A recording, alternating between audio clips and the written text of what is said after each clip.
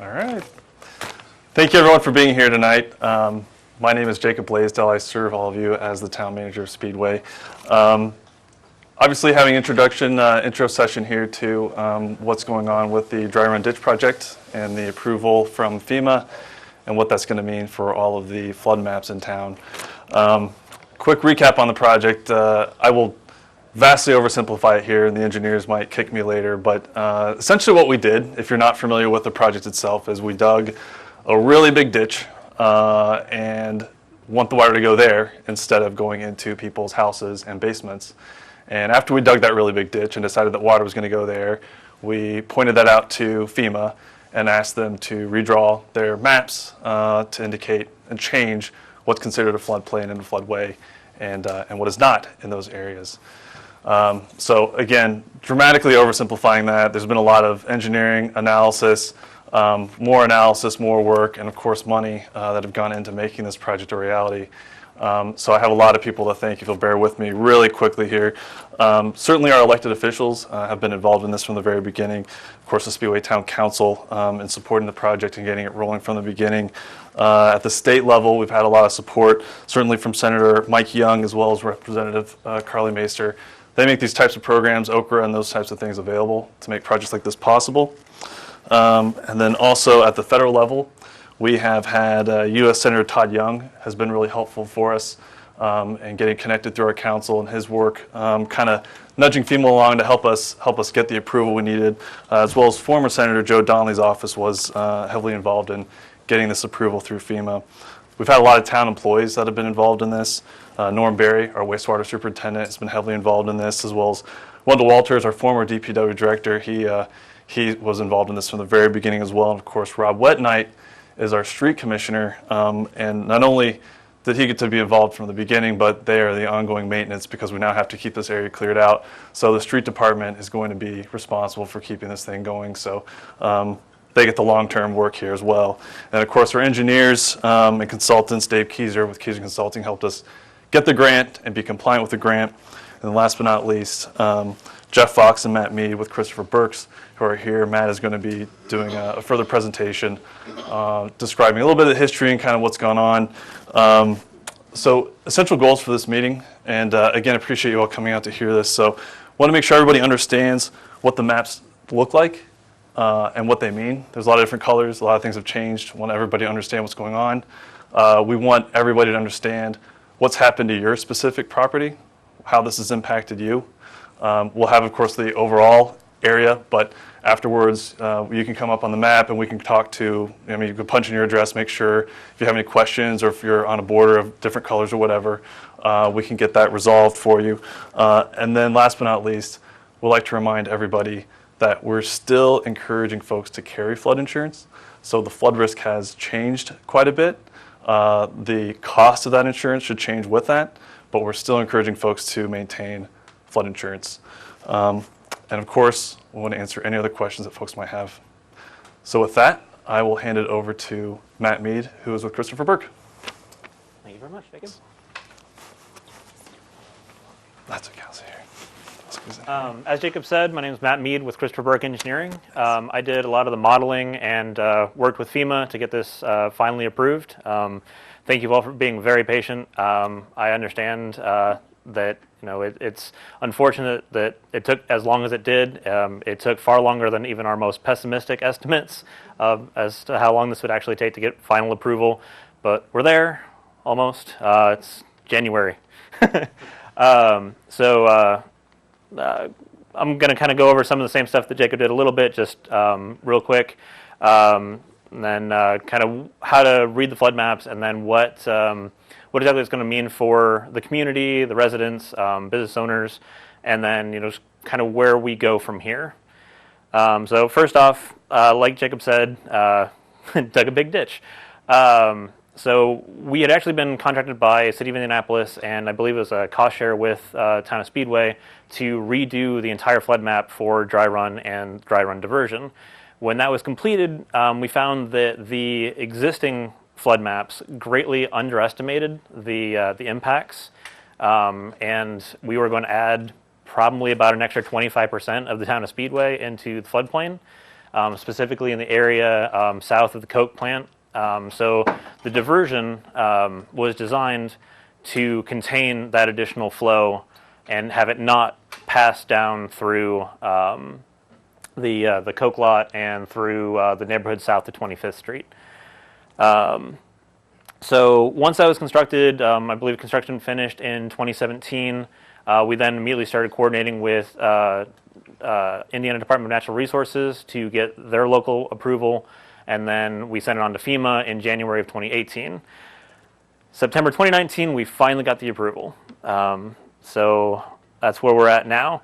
So as Jacob pointed out, there are a lot of colors in the flood maps, and some of them seem still to be quite large.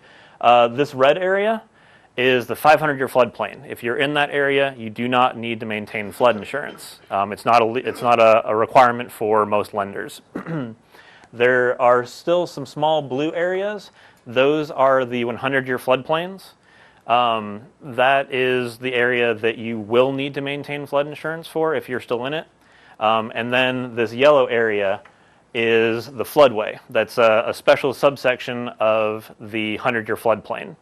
The floodway is an area, it's a protected area that you are required to get a special permit if you're going to build within it. That's basically just what I went over as the next slide. So moving forward, so when we talk about maps becoming effective after the January 24th deadline, that means that those are going to become the maps that are what your banks use, what FEMA uses. If you need to build something, that's what they're going to check for getting your permits. So that is what that means to become effective. For flood insurance, if you are outside of the 100-year floodplain, it is at a greatly reduced cost. As Jacob said, you're still encouraged to maintain your flood insurance. Part of that is, as large as this red area is, that's the 500-year floodplain. For everybody that was in Indiana in June of 2008, that's what hit Columbus. So it is not outside of the realm of possibility that it is something that can happen here.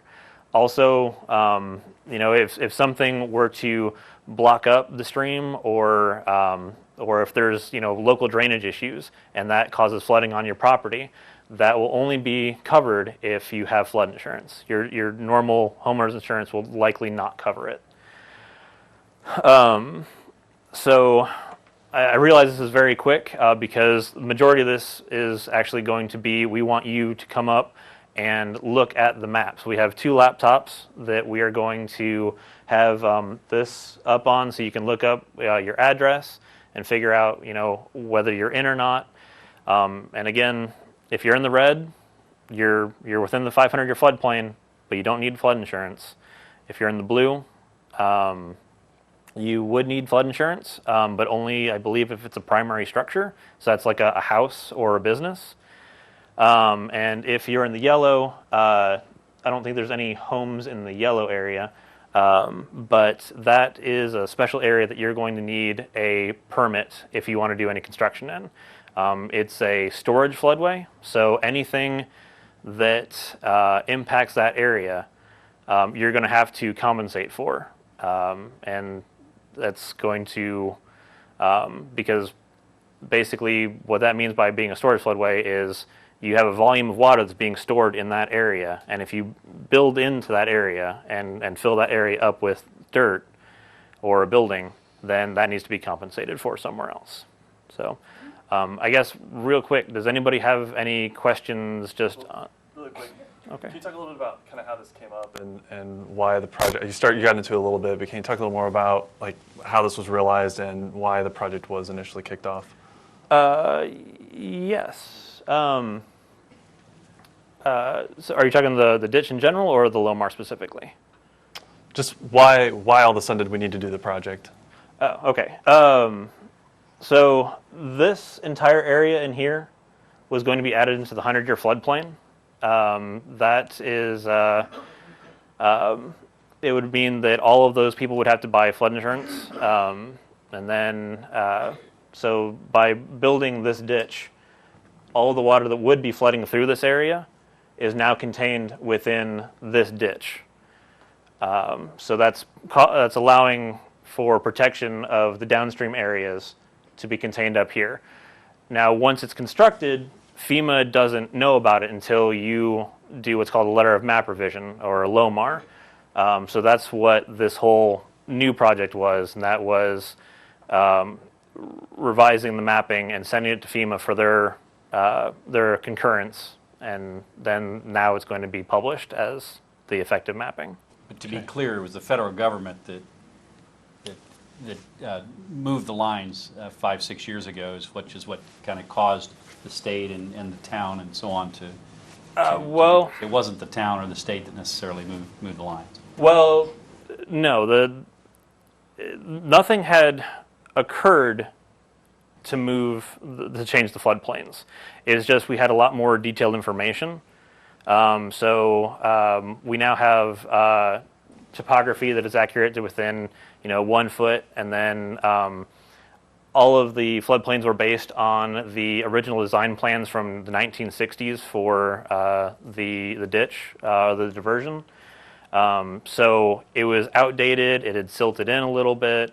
So there was a lot that had occurred that made the floodplains change. So it wasn't necessarily like, oh, somebody built up here and that's causing more water. It's just, we have a lot more detailed methodology now. Okay.